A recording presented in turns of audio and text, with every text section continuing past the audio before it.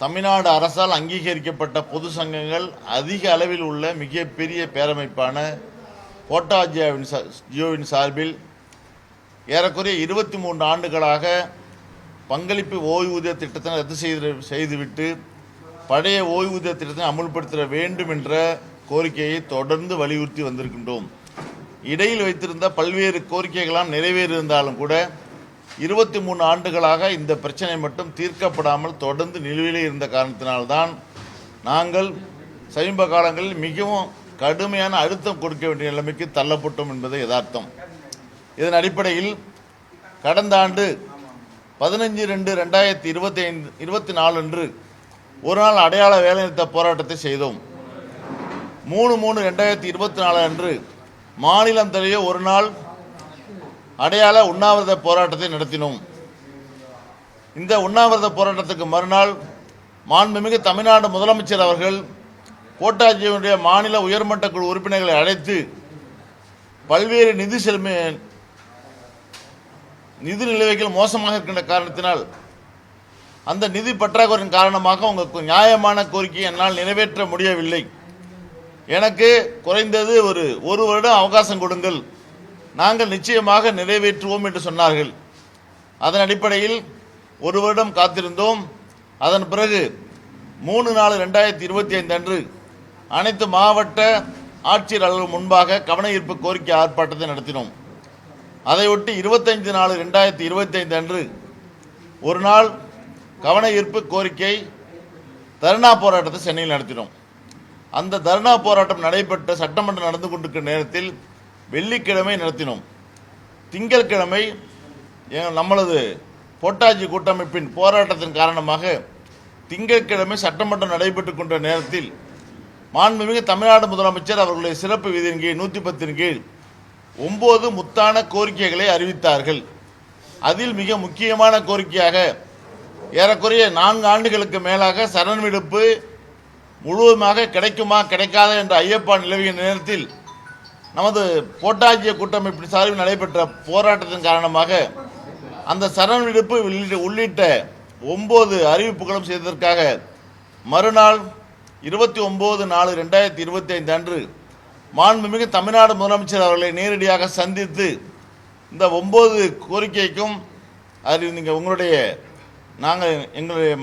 கோட்டாட்சியினுடைய மாநில மையத்தின் சார்பில் மனமார்ந்த நன்றிகளை தெரிவித்துக் கொள்வதோடு நாங்கள் முதல் கோரிக்கையாக 23 ஆண்டுகளாக முன்வைத்திருக்கின்ற பங்களிப்பு ஓய்வூதிய திட்டம் தொடர்பான அறிவிப்புகள் இல்லையே என்று கேட்கின்ற போது நீங்கள் கேட்டுக்கொண்டதன் அடிப்படையில் தான் இந்த ஓய்வூதியம் தொடர்பான தமிழக அரசின் ஊரக வளர்ச்சி மற்றும் ஊராட்சித்துறையுடைய கூடுதல் தலைமை செயலாளர் திருமிகு ககர்ச்சி பேடி IAS அவருடைய தலைமையில் போடப்பட்ட குழுவினுடைய காலக்கெடுவை குறைத்திருக்கின்றோம்.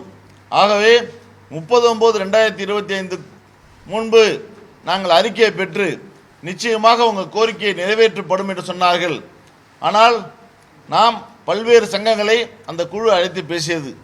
ஏறக்குறைய 194 சங்கங்களை அழைத்து பேசினாலும் கூட ஒரு முடிவுக்கு வர முடியாமல் அந்த குழு காலம் தாழ்த்தியது. முழுமையாக தரவுகளை சேகரிக்க முடியவில்லை.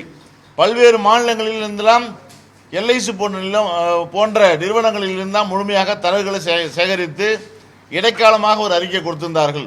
நாங்கள் உடனடியாக முழுமையான அறிக்கையை அளிக்க வேண்டும் என்று கேட்டுக்கொண்டிருந்தோம். அதன் அடிப்படையில் இடையில் 18/12/2025 அன்று தமிழ்நாடு அரசு ஒன்றியத்தினுடைய மாநில தலைமை அலுவலக சங்க கட்டடமான சிவயிலங்கு இல்லத்தில் மாநில கோட்டாட்சியோவினுடைய மாநில உயர்மட்ட கூட்டத்தை நடத்தினோம். அந்த கூட்டத்தில் ஏற்கனவே 10 அம்ச கோரிக்கையில் சரண் விடுப்பு கோரிக்கை நிறைவேற்றப்பட்டுவிட்ட காரணத்தினால் மீண்டும் 10 அம்ச கோரிக்கை வலியுறுத்துவது, இந்த ஏற்கனவே ஒரு கோரிக்கை நிறைவேற்றப்பட்டு விட்டதால் அந்த இடத்தில் கருணை அடிப்படையிலான பணி நியமனத்தில் 5% கட்டுப்பாடு என்பதை நீக்கம் செய்ய வேண்டும் என்ற கோரிக்கையும் சேர்த்து 10 அம்ச கோரிக்கையை வலியுறுத்தி 2 கட்ட போராட்டங்களை அறிவித்திருந்தோம். முதற்கட்டமாக 29/12/2025 அன்று அனைத்து மாவட்ட ஆட்சியர் அலுவலகம் முன்பாக கவன ஈர்ப்பு கோரிக்கை ஆர்ப்பாட்டத்தை மிகவும் எழுச்சியோடு நடத்தினோம். அதை ஒட்டி எங்கள் போராட்டத்தினுடைய முதல் வெற்றியாக இவ்வளவு நாள் அறிக்கை கொடுக்காமல் இந்த ஓய்வூதிய குழு எங்களது போராட்டத்துக்கு மறுநாள் 30/12/2025 அன்று அந்த ஓய்வூதியம் தொடர்பாக அமைக்கப்பட்ட குழு தனது அறிக்கையை அரசிடம் சமர்ப்பித்தது என்பதை நான் இந்த இடத்தில் நினைவுபடுத்த விரும்புகின்றேன். இதன் பிறகு மாண்புமிகு இந்த குழுவிற்கு தலைமையாக இருந்த மரியாதைக்குரிய பொதுப்பணி, நெடுஞ்சாலை மற்றும் சிறு துறைமுகத்துறை அமைச்சர் மாண்புமிகு ஏவா வேலு அவர்கள் தலைமையில் ஒரு குழு போடப்பட்டு ஏறக்குறைய 3 முறை பேச்சுவார்த்தை நடத்தினார்கள். மீண்டும் 4வது முறையாக பேச்சுவார்த்தை நேற்று நடைபெற்றது. இந்த பேச்சுவார்த்தையில் கூட மாண்புமிகு பொதுப்பணி, நெடுஞ்சாலை மற்றும் சிறு துறைமுகத்துறை அமைச்சரும் மாண்புமிகு நிதி மற்றும் காலநிலை மாற்றத்துறை அமைச்சரும் கலந்து கொண்டார்கள். நேற்று மாண்புமிகு முதலமைச்சர் அவர்கள் திருச்சி சென்ற காரணத்தினால் அவரே இந்த பேச்சுவார்த்தை நடத்துவதாக முடிவெடுத்திருந்தார்கள். அவர்கள் திருச்சி ஏற்கனவே நிர்ணயிக்கப்பட்ட புரோகிராமுக்கு செல்ல வேண்டிய சூழ்நிலை இருக்கின்ற காரணத்தினால் என் சார்பாக மாண்புமிகு அமைச்சர் அவர்கள் உங்களை அழைத்து பேசுவார்கள் என்று சொன்னதன் அடிப்படையில் சரியாக 2ஆம் தேதி 2/1/2026 அன்று 11 மணிக்கு மிகப்பெரிய அரசால் அங்கீகரிக்கப்பட்ட மிகப்பெரிய கூட்டமைப்பான போட்டாஜியோவை 11 மணிக்கு அழைத்து பேசியிருந்தார்கள். அதுக்கு அடுத்ததாக மற்ற சங்கங்களை அழைத்து பேசினார்கள். இதில் பல்வேறு கோரிக்கைகளை சொன்னார்கள். இன்னும் சொல்லப்போனால் நாளை 3/1/2026 அன்று நிச்சயமாக ஓய்வூதியம் தொடர்பாக மாண்புமிகு முதலமைச்சர் அவர்கள் ஒரு அறிவிப்பை செய்வார்கள் என்று சொன்னார்கள். இதையொட்டி தலைமைச் செயலகத்தில் நடைபெற்ற அந்த பத்திரிகையாளர் சந்திப்பில் இந்த செய்தியை நான் ஏற்கனவே கூறியிருந்தேன். அப்போது கூட ஒரு பத்திரிகையாளர்கள் கேட்டார்கள், நீங்கள் அறிவிக்கப்படும் என்று சொல்லியிருக்கிறீர்கள், ஆனால் அரசின் சார்பில் எந்த விதமான அறிவிப்பு வரவில்லையே, இதை நம்புகிறீர்களா என்று கேட்டார்கள். நாங்கள் அரசால் அங்கீகரிக்கப்பட்ட சங்கங்கள் அதிகம் உள்ள கூட்டமைப்பு, நாங்கள் அரசை நம்புகின்றோம், முழுமையாக நம்புகின்றோம். 3/1/2026 நிச்சயமாக ஓய்வூதியம் தொடர்பாக மாண்புமிகு அமைச்சர் அவர்கள், மாண்புமிகு முதலமைச்சர் அவர்கள் அறிவிப்பு செய்வார் என்று எதிர்பார்த்தோம்.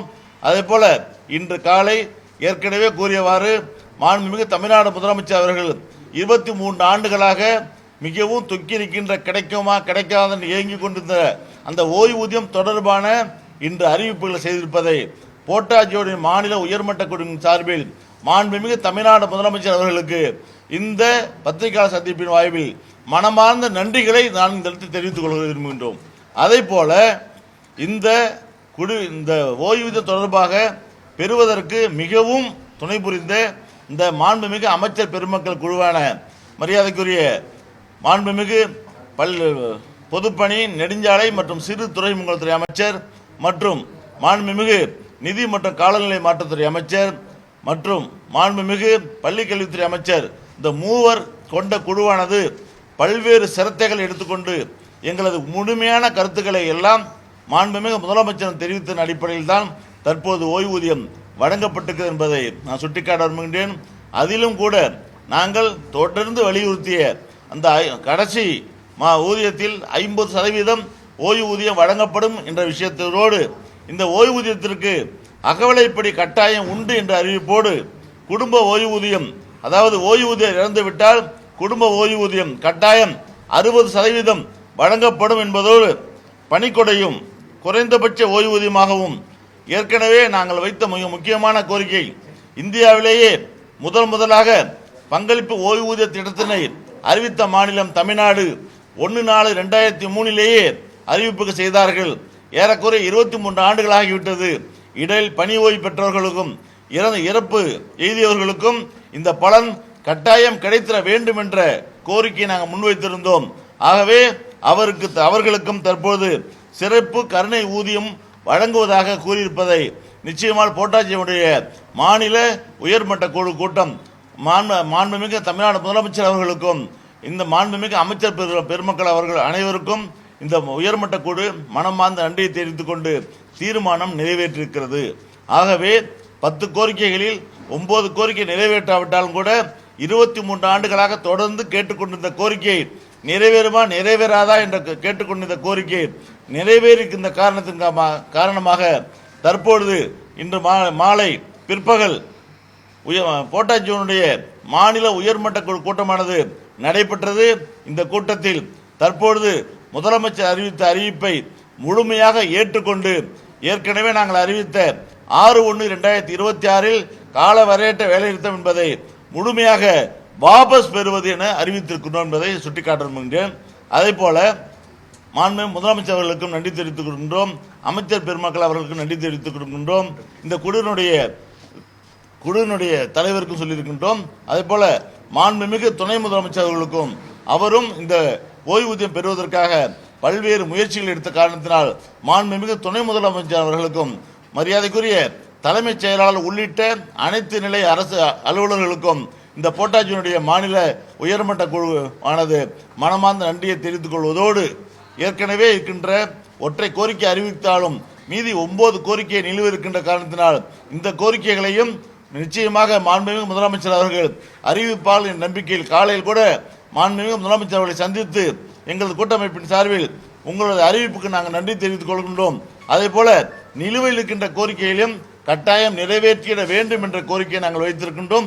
நிச்சயமாக நிறைவேற்றுவதற்கான அனைத்து முயற்சிகளையும் என் தலைமையிலான அரசு செய்யும் என்று உத்தரவாதம் அளித்திருக்கின்றார். ஆகவே மீதி இருக்கின்ற கோரிக்கைகளையும் நிறைவேற்றுவதற்கு போட்டாஜியை தொடர்ந்து வலியுறுத்தும் என்ற செய்தியை நான் சுட்டிக்காட்ட விரும்புகிறேன். அதாவது சிபிஎஸ் பணம் தற்பொழுது அரசு மாண்புமிகு நிதி அமைச்சர் அவர்கள் சட்டமன்றத்தை அறிவித்த தொகை ஏறக்குறைய 90,000 கோடி. 7,864 நபர்கள் இறந்து விட்டார்கள். 38,000 பேர் 45,000 பேர் வந்து பணி ஓய்வு பெற்று விட்டார்கள். இவருக்கு 2016 வரை ₹1 கூட பணம் கொடுக்க முடியாமல் இருந்தது. 2016க்கு பிறகுதான் தொகை வழங்கப்பட்டு வருகிறது. ஏறக்குறைய 5,640 கோடியானது பணம் கொடுக்கப்பட்டு விட்டது. மீதி ஏறக்குறைய 84,310 கோடியானது பணம் இன்னும் கொடுக்காம அப்படியே இருக்கு. அதில் 42,000 கோடி அரசில் உள்ள ஆசிரியர் கொடுத்த பணம், மீதி 42,000 சொச்சம் கோடி வந்து அரசு செலுத்திய பணம். இந்த பணம் அரசின் கஜானாவில் அப்படியே இருக்கிறது. ஏற்கனவே பல்வேறு மாநிலங்களில் என்பிஎஸ் பிடித்தம் செய்து பிடித்து வைத்த தொகை பிஎஃப்ஆர்டியில் கட்டிவிட்டார்கள். நமக்கு அந்த பிரச்சனை இல்லை. என்ன காரணம் எனில் பிஎஃப்ஆர்டியில் கடைசி வரைக்கும் அக்ரிமெண்ட்டில் கையெழுத்தே போடாதனால நம்ம மாநிலத்தில் அது எளிதாக நடைமுறைப்படுத்தப்பட்டது. இன்றைக்கு நடந்த உதாரணம் இதை முழுவதுமாக அரசிடம் தான் இருக்கிறது. ஏற்கனவே மத்திய நிதித்துறை அமைச்சர் திரு நிர்மலா சீதாராமன் அவர்கள் என்ன சொல்லியிருக்காங்கன்னா, ஏற்கனவே என்பிஎஸ்சில் கட்டப்பட்ட பணம் பிஎஃப்ஆர்டியில் தான் இருக்கும். நீங்கள் அந்த திட்டத்தை ரத்து செய்துவிட்டு பழைய ஓய்வு திட்டத்தை அமுல்படுத்தினாலும் இந்த தொகை திரும்ப வழங்கப்படாது என்று சொன்னார்கள். நமக்கு அந்த பிரச்சனை இல்லை. ஆகவே அரசினுடைய கஜானாவில் தான் பணம் இருக்கிறது.